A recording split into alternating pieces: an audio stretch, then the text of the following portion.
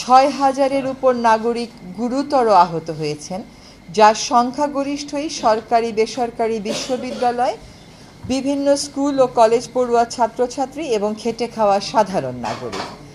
আহতদের মধ্যে ৬১৫ জন দৃষ্টি হারানোর আশঙ্কায় আছেন। নিহতদের মধ্যে রয়েছে ৯ শিশু, যাদের বয়স ৪ থেকে ১৬ বছরের মধ্যে। এদের মধ্যে ৪ জন নিজ নিজ বাড়িতে গুলিবদ্ধ হয়েছে।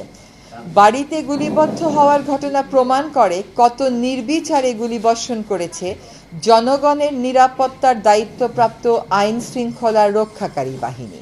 নিহতদের ৭৫ শিশু, কিশোর ও তরুণ, যাদের বেশিরভাগের শরীরেই প্রাণঘাতী গুলির ক্ষতচিহ্ন ছিল। এছাড়া বিভিন্ন সহিংস ঘটনায় হতাহতের মধ্যে কয়েকজন আইন শৃঙ্খলা রক্ষাকারী বাহিনীর সদস্য ও সংবাদকর্মীরাও রয়েছেন। বিভিন্ন গণমাধ্যমে তথ্য প্রমাণের ভিত্তিতে ২১০ জন নিহত হবার সংবাদ প্রকাশিত হলেও সরকার ১৪৭ জনের মৃত্যু তথ্য পেয়েছে বলে দাবি করেছে, যা অগ্রহণযোগ্য। আমাদের বিশ্বাস করার কারণ রয়েছে যে হতাহতের প্রকৃত সংখ্যা আরও অনেক বেশি, যা ইন্টারনেট বন্ধ থাকায় গণমাধ্যমের উপর সরকারের একচ্ছত্র নিয়ন্ত্রণ ও তথ্য প্রবাহের সরকারি বাধার কারণে জানা যাচ্ছে না। এত অল্প সময়ে কোনো একটি শান্তিপূর্ণ আন্দোলনে এমন বিপুল হতাহতের নজির গত ১০০ বছরের ইতিহাসে আমাদের দেশ বা উপমহাদেশের কোথাও নেই।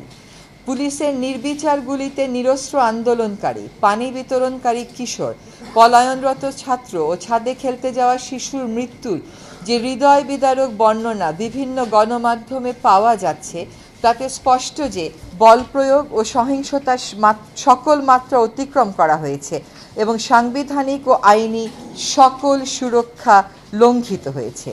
গুলি করার ক্ষেত্রে পুলিশের আইন ভঙ্গ করা হয়েছে। দেশের বেসামরিক নাগরিকদের শান্তিপূর্ণ প্রতিবাদ দমনের জন্য জাতিসংঘের লোগো সম্বলিত সাজোয়া যান রাস্তায় নামানো হয়েছিল। সেনাবাহিনী ও সীমান্ত রক্ষাকারী বাহিনীকে নিয়োজিত করা হয়েছিল। কারফিউ জারি করে দেখামাত্র গুলির নির্দেশ দেওয়া হয়েছিল এবং হেলিকপ্টার থেকে টিয়ার সেল, সাউন্ড গ্রেনেড এবং অভিযোগ মতে গুলি ব্যবহার করা হয়েছিল, যা দেশের ইতিহাসে নজিরবিহীন। শিক্ষার্থী আন্দোলনের সমন্বয়ক ও কর্মীদের অনেককে বাসা থেকে তুলে নিয়ে গ্রেফতার দেখানো হচ্ছে বা অবৈধভাবে আটক রেখে তাদের উপর শারীরিক ও মানসিক নির্যাতন করা হয়েছে এবং হচ্ছে। ইতোমধ্যে আটককৃত অনেককে রিমান্ডে বা রহস্যময় আটকাবস্থায় অমানসিক অত্যাচারের অভিযোগ উঠেছে এবং আলামতও দেখা যাচ্ছে। চিকিৎসাধীন থাকা অবস্থায় হাসপাতাল থেকে জোরপূর্বক ডিবি পুলিশ হেফাজতে নেওয়া হয়েছে সমন্বয়কারীদের এবং আত্মীয় স্বজন ও শিক্ষকদের দেখা করার অনুরোধ উপেক্ষা করে নিরাপত্তার অজুহাতে সম্পূর্ণ বেআইনিভাবে তথাকথিত ডিবি হেফাজতে কয়েকদিন আটকাধীন অবস্থায় রেখে আন্দোলন প্রত্যাহারের টাইপকৃত এক বিবৃতি ডিবি কার্যালয় থেকেই পড়ানোর ঘটনা সরাসরি সংবিধান ও আইনের লঙ্ঘন।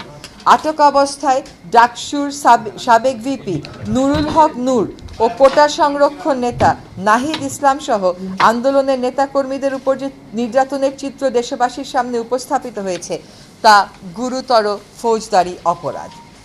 গণমাধ্যম থেকে জানা যাচ্ছে যে সান্ধ্যকালীন কারফিউ চলাকালীন সময়ে এলাকা ভাগ করে পুলিশ, র্যাব ও অন্যান্য বাহিনী ব্লক রেড পরিচালনা করছে এবং নির্বিচারে ছাত্র গ্রেফতার করে অভিভাবক, তরুণ সমাজ ও জনমনে ভীতি ও ত্রাসের সঞ্চার করছে। এতে পরিস্থিতি স্বাভাবিক হয়ে ওঠার বদলে আরও জটিল ও অশান্ত করে তোলার ইন্ধন যোগাবে বলে আমাদের আশঙ্কা।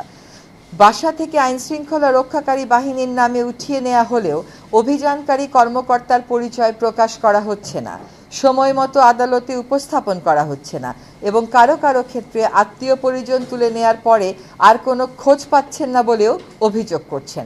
গ্রেফতারে মরিয়া বাহিনী এমনকি অপ্রাপ্তবয়স্ক এক শিক্ষার্থীর রিমান্ড আবেদনও করেছিল, যা পরবর্তীতে উচ্চ আদালত কর্তৃক স্থগিত হয়েছে। এমন নির্মম হত্যাযজ্ঞের ও বল প্রয়োগের নিন্দা, ধিক্কার বা প্রতিবাদের উপযুক্ত ভাষা আমাদের জানা নেই। এই বিপুল প্রাণহানির দায় প্রধানত সরকারের।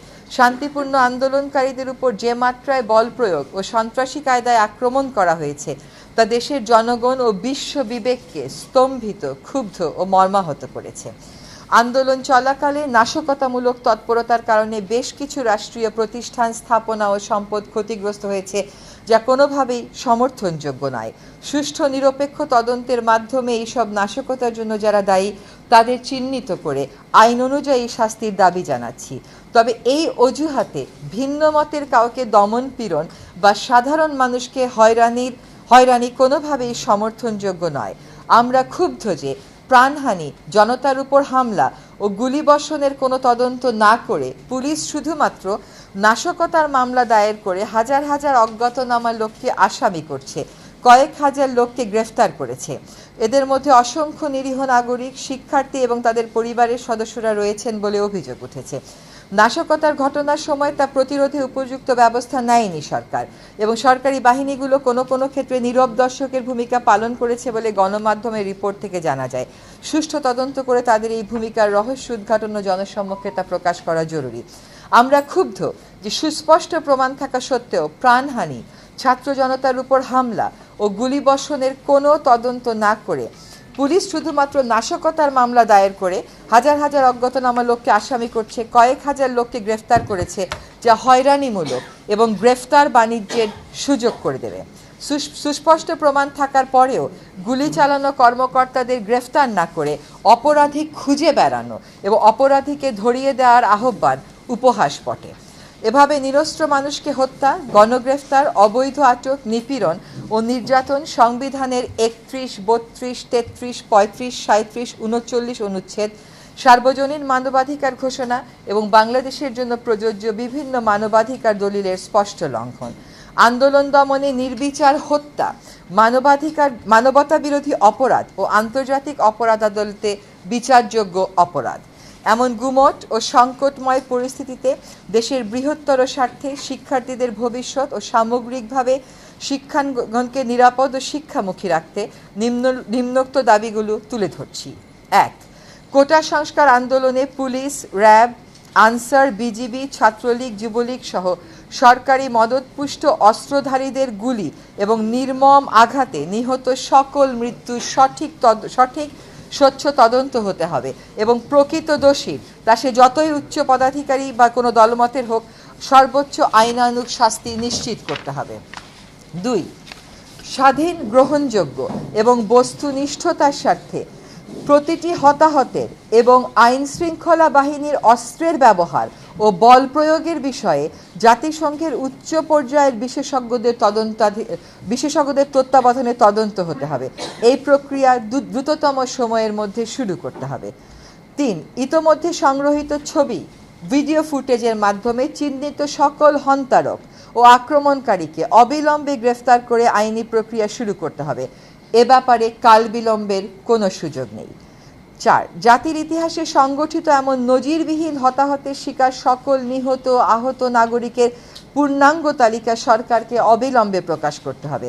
147 জন নয়, সকল নিহত আহত নাগরিকের সম্মানে জাতির সহানুভূতি, সম্মান আর শ্রদ্ধা প্রদর্শনের জন্য রাষ্ট্রীয়ভাবে যথাযথ মর্যাদায় শোক ঘোষণা করতে হবে। এই শোক প্রকাশকে আক্রমণকারীদের গ্রেফতারের দৃশ্যমান প্রক্রিয়া শুরু করে আন্তরিক ও অর্থবহ করতে হবে। দায় মেনে নিয়ে প্রত্যেক নিহতের পরিবারকে পর্যাপ্ত ক্ষতিপূরণ দিতে হবে এবং পুনর্বাসন নিশ্চিত করতে হবে। আহতদের সুচিকিৎসা নিশ্চিত করতে হবে। অঙ্গ হারানো সকল নাগরিকের পুনর্বাসন নিশ্চিত করতে হবে। কেবল প্রতিশ্রুতি নয়, ক্ষতিপূরণ আর পুনর্বাসনের পুরো পরিকল্পনা ও বাস্তবায়নের চিত্র জাতির সামনে অনতিবিলম্বে তুলে ধরতে হবে। অবিলম্বে আটককৃত সকল শিক্ষার্থীর মুক্তি দিতে হবে এবং শিক্ষার্থী গ্রেফতারের চলমান প্রক্রিয়া বন্ধ করতে হবে। সকল শিক্ষা প্রতিষ্ঠান খুলে দিতে হবে এবং সেখানে অস্ত্রধারী ও প্রভাব বিস্তারের রাজনীতি বন্ধ করতে হবে। 8. তথাকথিত ডিবি হেফাজত থেকে সকল সমন্বয়কারীকে মুক্তি দিতে হবে।